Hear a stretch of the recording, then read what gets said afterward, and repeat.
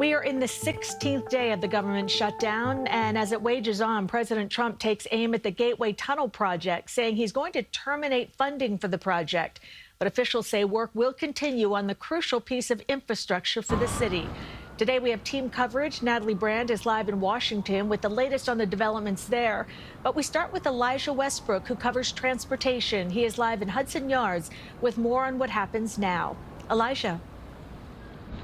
Well, Cindy, good afternoon to you. And it's right here in Hudson Yards where one of 5 construction sites are located correlated to this project. Really quickly, I want to show you what's happening on the other side of this fence here. I'm being told that this site sits in the alignment where the new tunnel will come in from the Hudson River through the 12th Avenue and connect with the concrete casing under the Hudson Yards. Despite the president's remarks in terminating the project, as you can clearly see, the work continues. Gateway Tunnel project officials insist construction will move forward.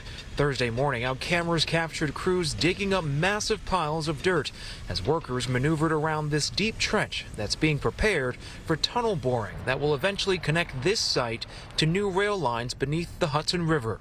But $16 billion is now up in the air after President Trump announced he's terminating Gateway. It's billions and billions of dollars that Schumer has worked 20 years to get.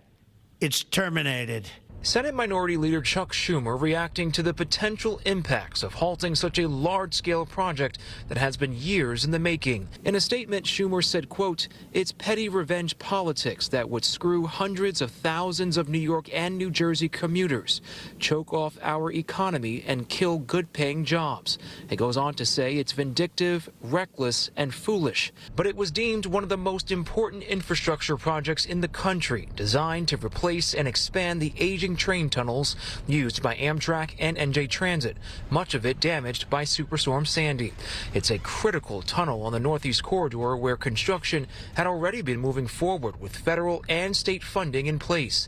The stunning announcement comes just 2 weeks after federal funding for this and the 2nd Avenue subway was suspended at the start of the government shutdown. I think it's a personal vendetta with the current president, and I think it's foolish, especially considering he's a New Yorker. He lives in New York and New Jersey. He knows how important this tunnel is. Now, sources tell me that even if federal funding is delayed, state and local financing can keep construction going, at least for now. Still, it remains unclear just how long that momentum will last without Washington's support. That's the latest at this time. From Hudson Yards, Elijah Westbrook, CBS News, New York. Elijah, thank you. The Senate is set to vote again today on a funding bill to end the government shutdown. A federal judge has also temporarily blocked the Trump administration from firing workers during the shutdown. Natalie Brand continues our team coverage live from Washington with the latest. Natalie. And Cindy, that vote wrapped up just minutes ago. No change here. Same end result, meaning that this GOP short-term funding measure did not move forward. No breakthrough as we drag into the 3rd week of this government shutdown. Ms. Smith. No. Senators returned to the floor for a 10th attempt to fund the U.S. government, but neither Democratic or Republican leaders are showing signs of budging. We are not asking Democrats to swallow any new Republican policies. We're simply asking them to extend current funding levels for a few weeks while we work on full-year appropriations. And the Trump shutdown drags on because Republicans refuse to work with or even negotiate with Democrats in a serious way to fix the health care crisis in America. The president's Office of Management and Budget says federal worker layoffs during the shutdown could exceed 10,000. But a federal judge says for now the firings must stop. The case is playing out in California, where Wednesday a judge granted a temporary restraining order to block the cuts, saying it's a human cost that cannot be tolerated. One of the agencies significantly impacted by the layoffs late last week, the Centers for Disease Control. It's truly like an episode of Squid Games because we don't know what's going to happen next. CBS News spoke to a CDC scientist who received a reduction in force notice. She's asked for her identity to be concealed for fear of retribution.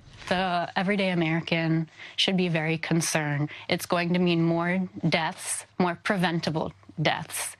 People will absolutely die from the impact of this administration. A spokesperson for the Department of Health and Human Services said the layoffs were part of cutting a bloated bureaucracy and that the positions were deemed non-essential by their divisions.